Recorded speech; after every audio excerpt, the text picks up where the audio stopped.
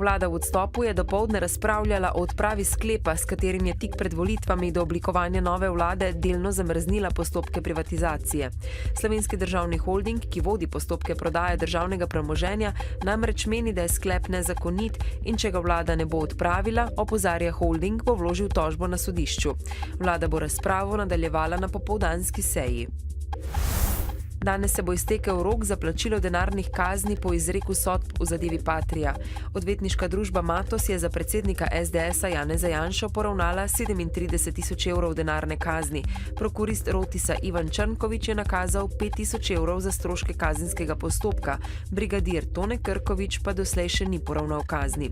Črnkovič je že plačal tudi stroške kazenskega postopka in sodne takse, kar bosta morala storiti tudi Janša in Krkovič. Pred 100 leti je svet zdrsnil v vojno do takrat neslutenih razsežnosti in morijo, ki je zahtevala več milijonov smrtnih žrtev.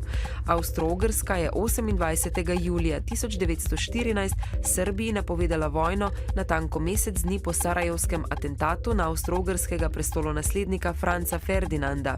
V Evropi je tako izbruhnila prva svetovna vojna, ki se je končala leta 1918 s kapitulacijo Nemčije in razpadom avstro-ogrske monarhije.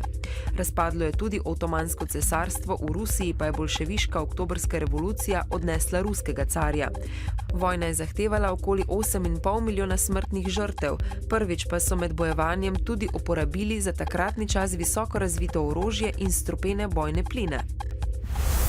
V Sloveniji je okoli 10 tisoč ljudi okuženih z virusom hepatitisa, a jih je s testiranjem odkritih le kakih 3 tisoč.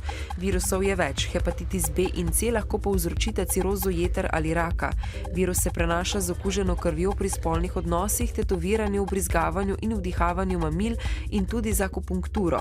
Ob današnjem svetovnem dnevu hepatitisa pa v Univerzitetnem kliničnem centru Ljubljana poudarjajo, da je hepatitis C ozdravljiva bolezen, saj je na voljo učinkovito zdravilo, ki lahko pomaga vsem bolnikom.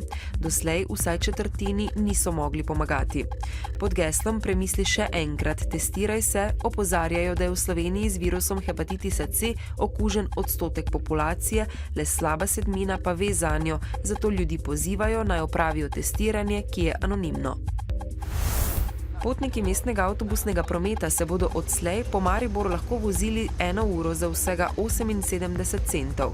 S pričetkom poletnega voznega reda avtobusov javnega mestnega potniškega prometa je bil namreč vzpostavljen sistem za koriščenje ene vožnje v roku 60 minut, kar pomeni, da lahko v roku 1 ure potniki uporabljajo katerikoli avtobus mestnega prometa, s kartice pa mu bo odšteta le ena vožnja, ne glede na smer potovanja in število prestopanj. Jutri bo na zahodu pretežno oblačno, občasno bo deževalo, vmes bodo tudi nevihte. V vzhodni Sloveniji bo bolj sončno in večji del dneva suho, pihal bo jugozahodnik. V sredo bo oblačno, padavine in nevihte bodo zajele večji del Slovenije. V četrtek bo spremenljivo do pretežno oblačno s popoldanskimi plohami in nevihtami. V dnevniku televizije Maribor ne zamudite.